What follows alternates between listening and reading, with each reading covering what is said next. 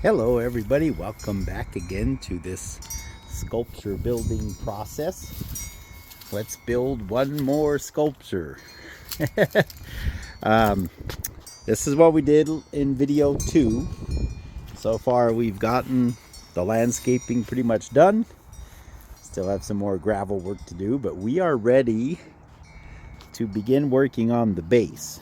So that's the initial layer of the base, but I want to build it in a certain way. And so in order to do that, I need certain pieces which are scattered throughout this pile.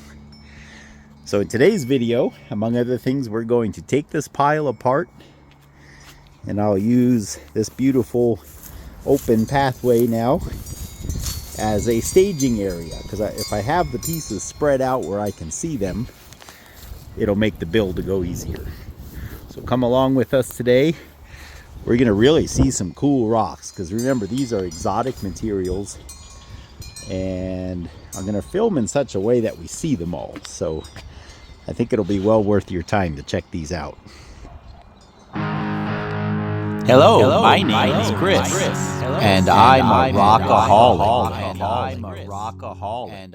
rockaholic.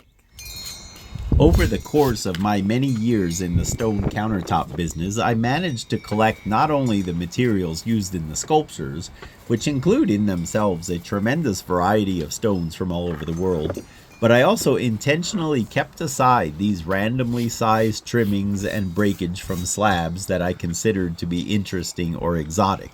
Many of these pieces are quite large, as you will see further on in the video. Some of these cannot be obtained anymore. During my earlier years, many of these got incorporated into the sculptures, and so now only the edges and small surface areas are exposed for us to see today. But with this remaining material that we are looking at here, I am hoping to compose a structure that highlights some of these more amazing varieties in a way that allows the larger part of the surfaces to be visible. This is why I think you guys might find this particular sculpture to be perhaps more interesting in terms of the rock collecting and geology aspects of the stones. Just in this pile here, we are seeing such unique stones as blue pearl, which is a coarse-grained blue iridescent monzonite, otherwise known as larvikite, of the Permian period, which is quarried in Norway. We see violet paradiso, which is the beautiful pre-Cambrian tightly grained purplish migmatite, which is quarried in India. We have tropic brown, which was one of the rounds we saw a minute ago, and it is a pre-Cambrian granite quarried in Saudi Arabia. Verde butterfly, which were the two small rectangles we saw, is a garnet-rich charnockite, or otherwise known as a hypersthene monzo granite from Brazil. We also saw a beautifully transparent round of crystalline quartz. Yes, we had full slabs of crystalline quartz come through. Depending on the variety, they come from a number of countries, mostly India and Brazil. Earlier, we saw several large slabs of Marinacci black, which grades from a conglomerate into a metaconglomerate. Those are the slabs that look like river gravel in a matrix, and that is quarried in Brazil. From Australia, we have the beautiful green and red stones that you saw a few pieces of. It is likely a unakite formed after gneiss, although I remember that it is extremely hard and would dull down our tooling compared to the regular granitic stones. And this is to name just a few. Alright, I hope you guys were able to see some of that beauty. It's amazing material. What I wanted to accomplish really today was to get enough blue pearl, which between these pieces and all of these, I'm sure I have plenty. I'd like to make the base like the bottom 3 or 4 inches of what's going to be the legs of the sculpture out of blue pearl, so it matches the gravel. And here we've got, I think we've got enough. And there's plenty more further down in the sculpture. I think this is some more right here. So yeah, this is getting off to a good start. Well, today we're going to start trying to figure out this base. This is going to be something I'm creating as I go.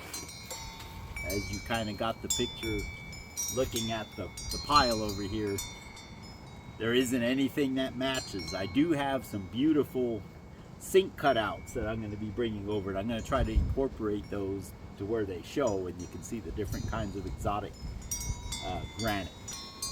Let's get started on the base, shall we? It really takes me quite a lot of experimenting to come up with a base that checks off all the boxes, so to speak. The area in which I am building this sculpture is very confined, the pathway being literally right next to the base. Remember that the sculpture must be balanced for stability, and so I am trying to create as wide a footprint as I can in the space available. I chose all blue pearl pieces because, being that the area will be covered in blue pearl gravel, I want it to blend in. I am hoping to have this sculpture appear to be defying gravity, floating above the ground and yet weighing several tons at least when it is done. On this sculpture here, right above where we're working, you can kind of see what I'm trying to imitate. The exception being that here we have like 100 thicknesses of material for strength, and so I was able to start right away with small little legs, and that works in this instance because there's plenty of support underneath it. And I'm trying to do that here, but I need to, since there's just one base here and underneath it is dirt, I laid these first 3 layers of blue pearl and then the big piece on top. I don't like it though. I think it's too, I need to have more, like basically a second layer of the base and then gradually get smaller rather than go quickly to small, tight little legs. So guess what that means? I think what I'm going to do is I'm going to take it all apart, put that big piece on the bottom. I'm going to try to come up with a different configuration that I think will be safer in the long run. Back to the drawing board. It really looks like I am just moving random pieces around with no apparent objective, but these moments of seemingly endless toiling with little visible progress, as I said in our last video, are of the utmost importance for what is to come next. Laying the foundation is definitely not glorious, but it sure helps later on. Last time I mentioned Hebrews chapter 12 and the biblical exhortation to persevere in the running of the race marked out for us, not being distracted and not giving up, but to keep going until we get the prize.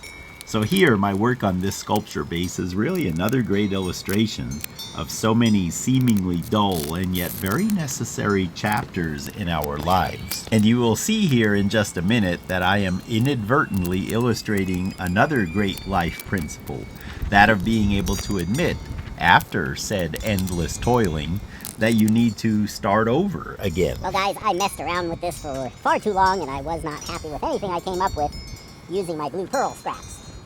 Part of the reason is, as I mentioned about the sculpture up here, we need some more thickness of material to provide support for my 3 legs idea. And though this is quartz, by quartz I mean the synthetic material, which is super strong, it's only 1 thickness and I don't like that. And I don't like what you're probably laughing at what you're seeing right now. It is, it's just a pile of junk. Anyway, so I want to add another piece of quartz, and I'm looking at a few that I have. I only have really a couple left. So the first one, and the one that would probably be the best, just because it's a similar size to the one that's already there, would be this. It's roughly the same measurement. In fact, it might even be a little too long. But that's the only piece of quartz I have left that's big. And I want to keep it for a workbench for when I have to do chipping and things like that and I need a flat surface.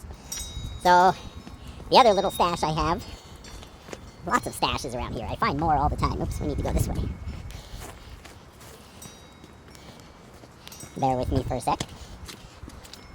So I just found in my stash back here behind the shed, here's another piece of quartz, and it's roughly, it's like 31 by 27 or 32 by 27. So that is a good measurement. I'm thinking I'm going to take all the blue pearl off of there and I'm going to lay this guy down there and maybe add to it with a strip or 2 of blue pearl and then go from there. Because at least then I have two layers of that quartz material on the sculpture here, and I think that's probably enough. Again, this isn't going to be a giant of sculptures, so, but I don't like the idea of having it only on one. Anyway, I'm just sharing the whole process with you. This is how it goes. It's not like I'm reading a manual of how to do this. Every single one of these I came up with basically by trial and error. Obviously, it's a lot easier when all the shapes are the same. I've said that before. That does simplify it a lot. And here, none of the shapes are the same. They're not even sawn. A lot of them are just broken pieces. So, anyway, that's where we're at. So I'm going to take these off and get that on there. And then we'll go from there. Although I had that urge within me that says, well, you already put this much time into this foundation. You don't want to start all over again. I already went back to the drawing board once. So to do it a second time was a bit of a hit to my ego. But I think this new configuration will be much stronger in terms of being able to load on a lot of weight once we start building the sculpture. I would rather have a strong base and end up with a smaller sculpture than expected, than to build a small and weaker base and then end up wanting to build a larger than expected sculpture later on. So you get the idea. We've got 3 narrow legs beginning, but they gradually widen to the bottom, and they've got two very solid pieces of material under them. You can see what I did here, just to add a little extra length here. I put these blue pearls here, mostly for looks. See, because this is all going to be buried in gravel. It'll all be buried in pieces like this. So all you'll see are these little legs. It's the same basic design as this sculpture here on the other side of the yard, which is also made of exclusively exotic materials. This one I built basically just to have kind of a rounded shape, and it's really no good for putting rocks on. The one I'm building now, I'm hoping to have more of this kind of look so that I can put rocks on it. But we'll see how it goes. It's an experiment. So here you can see how the legs, I mean, that smallest piece there is probably about 3 or 4 inches is all. And there's a good 8,000 pounds of weight on here. But it all goes back to having a good base. This has a couple of pieces of the quartz and then some granite tapering up to what you're seeing there. All those cores, you see all those cores aren't supposed to be there. What's supposed to be there is this greenish gray gravel that you're seeing, which is Costa Esmeralda from, I believe it's from Iraq, if I remember correctly. Anyway, very, very fun project. Well, let's keep going. You guys are going to laugh at me, but I changed my mind again. So what I decided to do for my legs, I decided to get creative and picked out these 3 stacks that come out to the same height to give a decorative effect. These are all white or light colored quartz, so they're very strong materials, and the first layer or 2 will be buried in blue pearl gravel, and what I'm hoping it looks like is this narrowest one is coming up out of the gravel. Is what I'm hoping to achieve. So let's go place them over there. This time I didn't film it though, I just took everything off, and I decided to go with these decorative, basically an equilateral triangle made with these 3 legs, for lack of a better term, on which the sculpture will rest. I had to cheat a little bit, so I built out the foundation a little bit just so that I can get the distance that I need. I think it'll be fine. And we're ready to start pouring some gravel. So we're gonna go get the blue pearl gravel and fill this all in. All right, let's go back into minion mode again. Here again, I am accomplishing 2 goals with the same work. I need this gravel to be removed in order to make room for our upcoming flat Yellowstone River Rock display, and we need the gravel for our current project. I hope to have that display on video for you guys a week or so after this video comes out, so be sure to watch for it. Over my years in the business, I would snatch up any scraps at all of what I considered to be colorful or interesting materials, and whatever wasn't fit for any other use would eventually be broken up by hammer and chisel into this gravel that you see here today. A lot was made by me, and at least as much, if not more, was made by my kids when they started needing teenager money from Dad. We had a little station set up with gloves, hammers, chisels, and safety glasses, and every afternoon it seemed like someone would be out banging on rocks. That scene of the prisoners in striped shirts banging on rocks had to come from somewhere, so I know that I'm not the only one who had such an operation going. Alright, there it is for the most part. I'll do a little spreading around, and I may have to get a little more yet. because I also want to put blue pearl down in here. Here is the area that we cleared the gravel out from. I plan on eventually taking quite a bit more out of here, but I want to do it kind of at the same pace that because Art has been telling me he's still going to that locality along the Yellowstone River and collecting more flat rocks for this display. So we're going to go ahead and bring these over today, because pretty soon I'll start laying these in our little spot over here. So I'm going to do a time lapse for you guys, and we'll bring those over. Be sure to watch the upcoming video on the construction and significance of this unique flat rock armored riverbed exhibit. To me, this has been one of the most unique riverbed features I have ever come across, and so to have it on display here will truly be a great honor. Well, I think we got most of the gravel over here that we're going to need. We're going to actually start layering up this sculpture. We'll get to where we can kind of see it starting to take shape. We can always do the rest of the gravel work and all that later. I just wanted to get enough here so that mostly I wanted to do the landscaping first, so I have something to step on when you'll see I'm going to be moving around this a lot. It's months of work probably ahead of me. So I wanted it to be all prepped and ready for that. So basically what we start doing is finding pieces that are gradually larger and setting them on here. I want them approximately the same thickness. I'm not too concerned because it's, you know, the saying, a three-legged stool doesn't wobble. So even if one side's a little taller or whatever, it doesn't really matter as much because it's balanced on 3 points, which is extremely stable. But I'm going to still try to keep them close to the same thickness. That's the general principle in all these sculptures, is that each layer, all the pieces in a layer are the same thickness. Otherwise it gets wobbled. Well, let's see what we can do.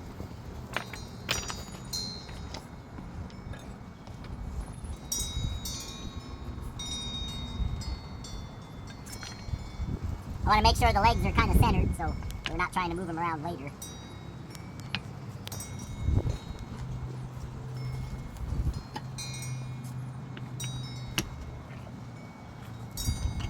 This one I can already see is kind of off.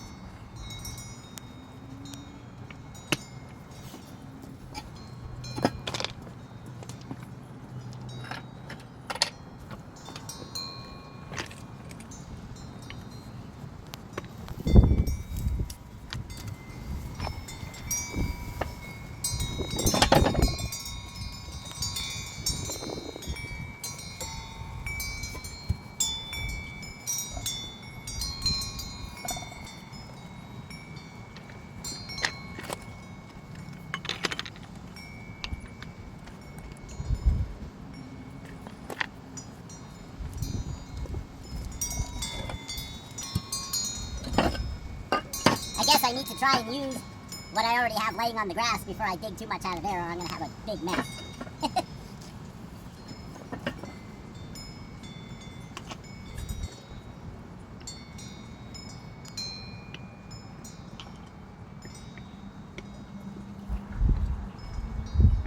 This stage is basically like building 3 separate cairns of stacked rocks, getting bigger and bigger and trying to keep balance until they meet each other and overlap each other, and that's where the stability comes in, is once they start to overlap. But before then, it's really a balancing act. As we gradually gain some height, I want to make sure I'm achieving kind of a rounded outside edge, just for aesthetics.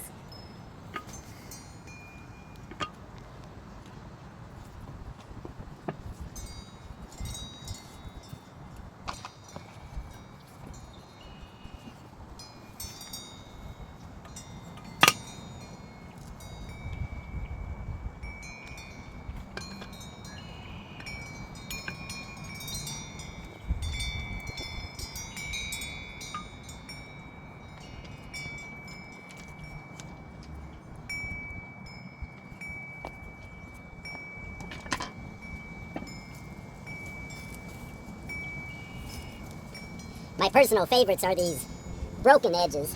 They look more natural, and I try to have them showing as much as possible.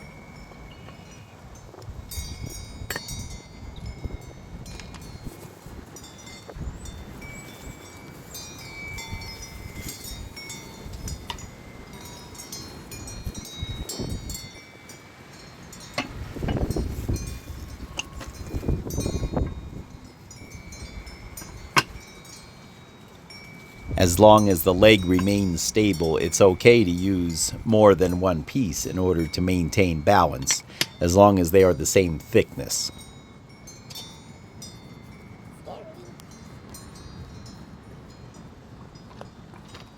If it looks like I'm holding on to the edges for a long time, it's because I really want to make sure it's not going to fall over. And sometimes it's hard to tell until you actually start to let go, and you'll notice it starting to tip if it's going to. I'm so close to the path here, so that kind of complicates things. We'll go ahead and bump this up to 30 speed again.